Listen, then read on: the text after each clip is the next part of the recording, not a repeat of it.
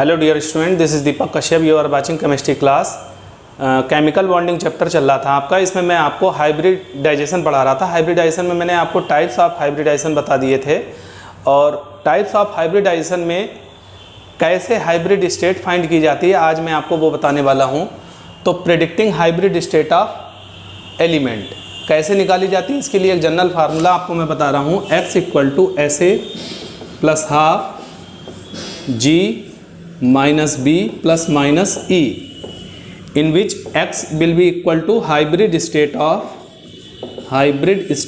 of atom or element if x will be equal to 2, 3, 4, 5, 6, 7, then hybrid state will be equal to sp, sp2, sp3, sp3d, sp3d2, sp3d3। मतलब अगर आप x की value find कर लेते हैं तो with the help of value of x you can decide the hybrid state of any element. अगर 2 आ रहा है x की वैल्यू तो sp3 के लिए sp2 एंड सो ऑन। अब यहाँ पर SA इक्वल टू क्या है, SA will be equal to surrounding atoms, G equal to total valency, G equal to valence electron, V equal to total valency of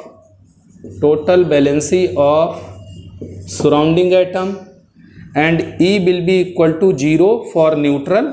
अगर molecule neutral है तो 0 रखेंगे, and E equal to positive value रखेंगे for anion because anion is negatively charge, and E equal to negative for cation because cation carry positive charge.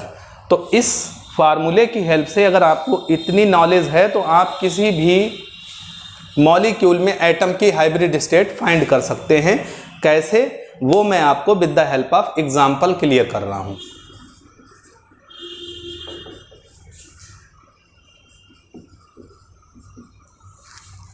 देखिए मैंने यहाँ पर CO2 example लिया है, CH4 लिया है, NH4 पॉजिटिव लिया है। अभी एक निगेटिव आयन का भी बता दूंगा। तो CO2 में आप सबसे पहले कार्बन का, यहाँ पर सेंट्रल एटम है कार्बन का अगर कॉन्फ़िगरेशन करेंगे तो 2,4 होगा। 4 is the balance electron, 4 balance electron है, मतलब ये हो गया आपका G। सराउंडिंग एटम कितने हैं यहाँ पर, 2 ऑक्सीजन एटम हैं तो सराउंडिंग एटम 2 हो गए। बैलेंसी कितनी होगी टोटल सराउंडिंग एटम की, देखिए 2 एटम हैं और ऑक्सीजन की बैलेंसी होती है 2, तो टोटल बैलेंसी हो गई 4। तो अब यहाँ से x इक्वल टू फाइंड करेंगे SA, सराउंडिंग एटम कितने हैं 2 प्लस हाफ इंटू G कितना है 4 माइनस B कितना है यहाँ पर 4 और प्लस 0। न्यूट्रल मॉलिक्यूल है ये, तो न्यूट्रल के लिए कितना रखा जाएगा 0। x की वैल्यू यहाँ से अगर आप फाइंड करेंगे तो 2 आएगा, और 2 का मतलब हो गया sp हाइब्रिडाइजेशन, और होता भी है, ये हमने आपको टेबल में बताया भी है। नेक्स्ट है आपका CH4 में आपके सराउंडिंग एटम इक्वल टू कितने हैं 4, C6 का कॉन्फ़िगरेशन होगा 2,4, ये G हो गया। बैलेंसी टोटल कितनी होगी, देखिए 4 एटम हैं और एक हाइड्रोजन एटम की बैलेंसी होती है 1, क्योंकि हाइड्रोजन 1 बॉन्ड बनाता है, तो टोटल बैलेंसी कितनी हो गई 4। देन E इक्वल टू कितना होगा यहाँ पर, E इक्वल टू होगा 0। तो अब x की वैल्यू फाइंड करते हैं, equal to surrounding atom 4 plus half into G 4 minus B 4 plus 0। x equal to ये 0 हो जाएगा, x इक्वल टू आ जाएगा 4, और 4 का मतलब होता है sp3, और मीथेन में sp3 हाइब्रिडाइजेशन ही होता है। नेक्स्ट आपका है NH4 पॉजिटिव में सराउंडिंग एटम जो हैं वो टोटल कितने हैं 4, N नाइट्रोजन का एटॉमिक नंबर 7 2,5 यहाँ बैलेंस इलेक्ट्रॉन हो गए G। B equal to total valency 4 atom है, एक हाइड्रोजन एटम की बैलेंसी होती है 1, तो टोटल बैलेंसी हो गई 4। अब यहाँ पर E ध्यान देना है, E यहाँ पर पॉजिटिव लगा है, प्लस का 1 है, इट मीन्स -1 रखा जाएगा। तो x इक्वल टू हो जाएगा surrounding atom 4 plus half into bracket G हो गया 5 माइनस B हो गया 4 और -1, ये आपका हो जाएगा टोटल 0। तो x इक्वल टू यहाँ पर भी 4 आ जाएगा। इसका मतलब हो गया sp3 हाइब्रिडाइजेशन, और NH4 पॉजिटिव में sp3 हाइब्रिडाइजेशन होता भी है। तो आपको अगर ये मेथड समझ में आ गया होगा तो आप किसी भी मॉलिक्यूल में किसी भी सेंट्रल एटम की हाइब्रिड स्टेट बहुत इजीली बता सकते हैं। अब आपको रटने की ज़रूरत नहीं है, फार्मूला आप लर्न कीजिएगा। बाकी जो डेफिनीशंस हैं हाइब्रिडाइजेशन से रिलेटेड, उन डेफिनीशंस को तो आप लर्न करते ही रहिए। इसके बाद नया टॉपिक मैं आपको पढ़ाने जा रहा हूँ। आज का जो इम्पोर्टेंट टॉपिक है मॉलिकुलर ऑर्बिटल थ्योरी में बताने जा रहा हूँ, और ये बहुत इंपॉर्टेंट थ्योरी है इस चैप्टर की। तो मॉलिकुलर ऑर्बिटल थ्योरी के बारे में क्या डिस्कशन हुआ है, क्या फाइंड करते हैं, बिकॉज एटम्स का इलेक्ट्रॉनिक कॉन्फ़िगरेशन आपको मैंने चैप्टर एटॉमिक स्ट्रक्चर में बता दिया है कि कैसे SPDF में किया जाता है। बट किसी भी मॉलिक्यूल का, चाहे वो डायटॉमिक हो या ट्राइटॉमिक हो, मॉलिक्यूल का मेनली डायटॉमिक मॉलिक्यूल का इलेक्ट्रॉनिक कॉन्फ़िगरेशन ईजिली नहीं कर सकते हैं। उसके लिए मॉलिकुलर ऑर्बिटल थ्योरी बनाई गई है जो मैं आपसे डिस्कस कर रहा हूँ। Molecular orbital theory, short form में इसको MOT भी कहा जाता है। सबसे पहले इसको जो डेवलप्ड बाय मिल्कन ने डेवलप किया था इन 1932 में डेवलप किया था। और थ्योरी की क्या मेन पॉइंट्स हैं वो मैं आपको बताने जा रहा हूँ। फर्स्ट पॉइंट ये है कि एटॉमिक ऑर्बिटल जो होते हैं, एटॉमिक ऑर्बिटल, जिस तरीके से इलेक्ट्रॉन जो है वो एटम में प्रेजेंट होता है, उसी तरीके से इलेक्ट्रॉन मॉलिक्यूल में भी प्रेजेंट होते हैं। मॉलिक्यूल में तो एटम में क्या होता है, एटॉमिक ऑर्बिटल होता है, एटॉमिक ऑर्बिटल होता है। और मॉलिक्यूल में क्या होगा, मॉलिकुलर ऑर्बिटल होगा, मॉलिकुलर ऑर्बिटल। कहने का मतलब ये हुआ कि like atom electron are present in atomic orbital, similarly like molecule electron are present in molecular orbital. Second point, when atomic orbital combine they get molecular orbital. यानी जब atomic orbital combine करेंगे तो क्या बनेंगे, मॉलिकुलर ऑर्बिटल बनेंगे। और जितने atomic orbital combine करेंगे, अगर एटॉमिक ऑर्बिटल 1 है और एटॉमिक ऑर्बिटल 2 है, तो यहाँ पर मॉलिकुलर ऑर्बिटल कितने बनेंगे, 2 मॉलिकुलर ऑर्बिटल बनेंगे। और जो 2 मॉलिकुलर ऑर्बिटल बनेंगे उसमें से एक मॉलिकुलर ऑर्बिटल को कहेंगे bonding molecular orbital, second orbital को कहेंगे एंटी बॉन्डिंग मॉलिकुलर ऑर्बिटल। ये शॉर्ट फॉर्म है BMO एंड ABMO। तो आपको ये याद रखना है कि जब एटॉमिक ऑर्बिटल कंबाइन करते हैं तो सेम नंबर के मॉलिकुलर ऑर्बिटल बनते हैं।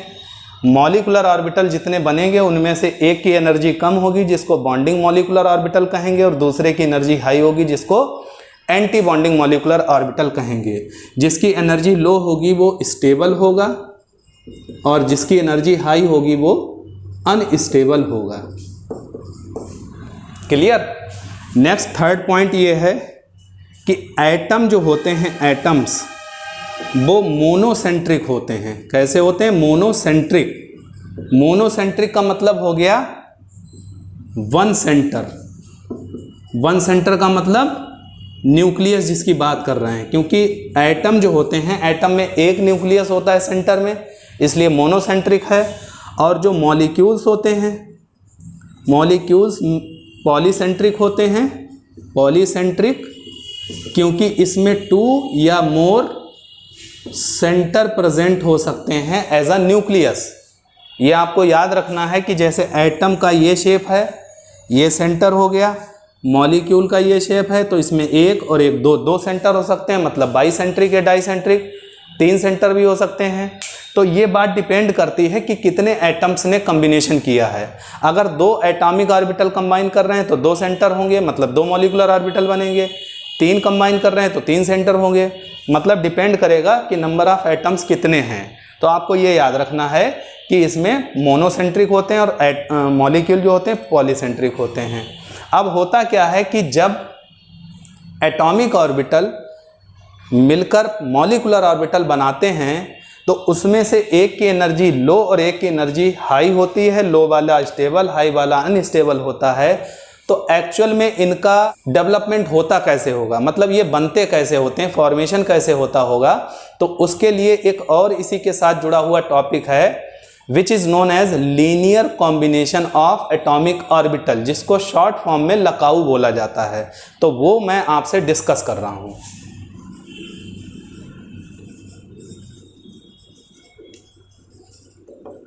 Linear combination of atomic orbital which is in short form LCAO, means लकाऊ पढ़ा जाता है, शॉर्ट फॉर्म है LCAO, linear combination of atomic orbital.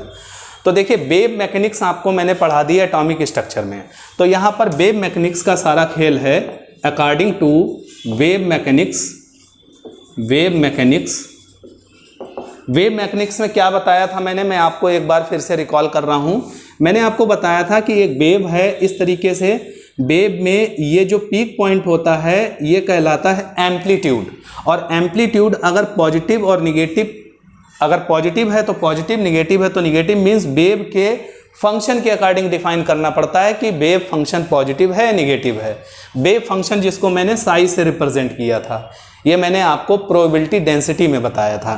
तो एक तो ये वेव हो गई, दूसरी एक वेव और हम बना लेते हैं यहाँ पर इस तरीके से, ये एम्पलीट्यूड पॉजिटिव है तो ये ए हो गया। अब अगर इन दोनों वेव्स को मिला दिया जाए, मतलब वेव फंक्शन को मिला दिया जाए, तो एम्पलीट्यूड कितना हो जाएगा, यहाँ पर amplitude will be equal to हो जाएगा ट्वाइस ऑफ द ए, कितना हो जाएगा 2a हो जाएगा। और अगर ऐसा किया जाए कि एक का एम्पलीट्यूड पॉजिटिव और दूसरे का निगेटिव अगर लिया जाए तो एम्पलीट्यूड कितना हो जाएगा, equal to 0।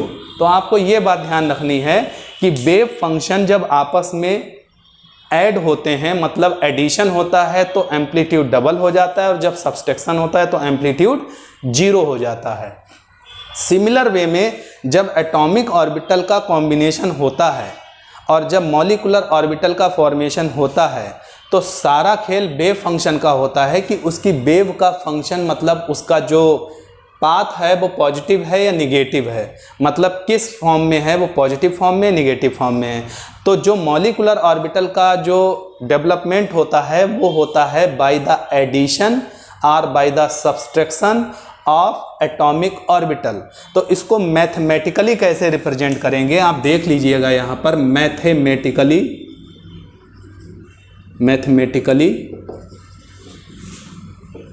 Sai molecular orbital will be equal to psi A plus minus psi B. मतलब मैंने मान लिया कि एक एटम ए है सपोज दैट ये, और एक एटम बी है सपोज दैट ये। इस एटम का वेव फंक्शन ये है और इस एटम का वेव फंक्शन ये है। जब ये एटॉमिक ऑर्बिटल, एटम है तो एटम के एटॉमिक ऑर्बिटल होंगे, एटॉमिक ऑर्बिटल कंबाइन करेंगे तो क्या बनेगा, मॉलिकुलर ऑर्बिटल बनेगा। अब उस मॉलिकुलर ऑर्बिटल का वेव फंक्शन कैसे रिप्रेजेंट किया जाएगा, तो इसको मैंने यहाँ दिखाया है psi MO equal to psi A plus minus psi B. और जब ये जुड़ेंगे तो क्या बनेंगे, मॉलिकुलर ऑर्बिटल बनेंगे। अब मॉलिकुलर जो ऑर्बिटल बनेंगे उसमें एक की एनर्जी लो, एक की हाई होगी। मैंने आपको बताया है कि एक को बॉन्डिंग मॉलिकुलर ऑर्बिटल कहते हैं, एक को एंटी बॉन्डिंग मॉलिकुलर ऑर्बिटल कहते हैं। बॉन्डिंग वाले को सिग्मा से रिप्रेजेंट किया जाता है और एंटी बॉन्डिंग वाले को सिग्मा स्टार से रिप्रेजेंट किया जाता है। तो अब एडिशन के लिए sigma will be equal to क्या लिखा जाएगा, psi A plus psi B, ये बोला जाएगा बॉन्डिंग मॉलिकुलर ऑर्बिटल। और फॉर सब्सट्रैक्शन के लिए क्या लिखा जाएगा, सब्सट्रैक्शन के लिए सिग्मा इक्वल टू लिखा जाएगा psi A minus psi B, ये बोला जाएगा एंटी बॉन्डिंग मॉलिकुलर ऑर्बिटल। तो इस तरीके से एटॉमिक ऑर्बिटल कंबाइन करके क्या बना देते हैं, मॉलिकुलर ऑर्बिटल बना देते हैं, और उनको रिप्रेजेंट करने का ये मेथड है। अब एक मैं एनर्जी लेवल डायग्राम आपको बताने जा रहा हूँ। एनर्जी लेवल डायग्राम की हेल्प से ही हम मॉलिक्यूल का इलेक्ट्रॉनिक कॉन्फ़िगरेशन लिख लेंगे, और वो लिखने का मेथड भी मैं आपको बताऊंगा। एनर्जी लेवल डायग्राम कैसे बनेगा इसको समझ लीजिए आज ही। अगर आपको समझ में आ जाएगा तो आगे के जो इलेक्ट्रॉनिक कॉन्फ़िगरेशन है वो बहुत ईजिली आप कर सकते हैं। देखिए ये एनर्जी का एक लाइन है, इस तरफ चल रही है एनर्जी,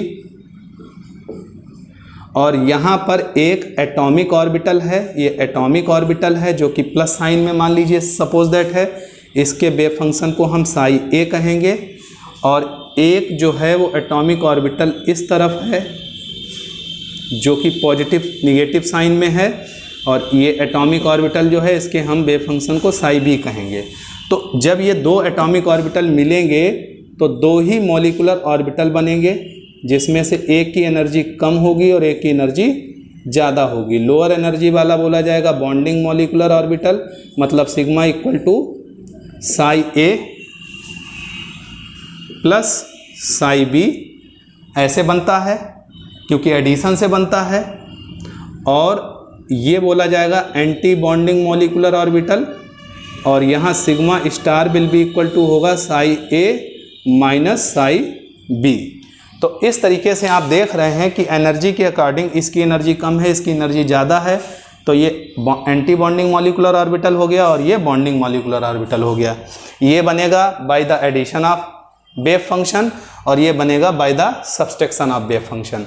अब जैसे हम आगे आपको इलेक्ट्रॉनिक कॉन्फ़िगरेशन मॉलिक्यूल का सिखाएंगे तो ये डायग्राम आपका बढ़ता चला जाएगा और ज़्यादा ऊपर होता चला जाएगा। उसका रीज़न है जैसे जैसे नंबर ऑफ एटॉमिक ऑर्बिटल बढ़ेंगे, यहाँ पर तो दो ही दिखाए गए हैं, दो एटॉमिक ऑर्बिटल हैं, जब ज़्यादा एटॉमिक ऑर्बिटल होंगे तो एटॉमिक ऑर्बिटल के बॉक्स बढ़ते चले जाएंगे और ये डायग्राम ऊपर चलता चला जाएगा और इस तरीके से हम उनमें इलेक्ट्रॉन्स फिल कर लेंगे। मान लीजिए एक इलेक्ट्रॉन यहाँ है और एक इलेक्ट्रॉन यहाँ है, सपोज दैट इस तरीके से, तो एक इलेक्ट्रॉन यहाँ आएगा और एक इलेक्ट्रॉन यहाँ, और यहाँ कोई इलेक्ट्रॉन नहीं रहेगा। मतलब एटॉमिक ऑर्बिटल के दो इलेक्ट्रॉनों ने मिलकर बॉन्डिंग मॉलिक्यूलर ऑर्बिटल में दो इलेक्ट्रॉन फिल कर दिए हैं और इनका कॉन्फ़िगरेशन कैसे लिखा जाएगा वो हम आपको नेक्स्ट वीडियो में बताएंगे।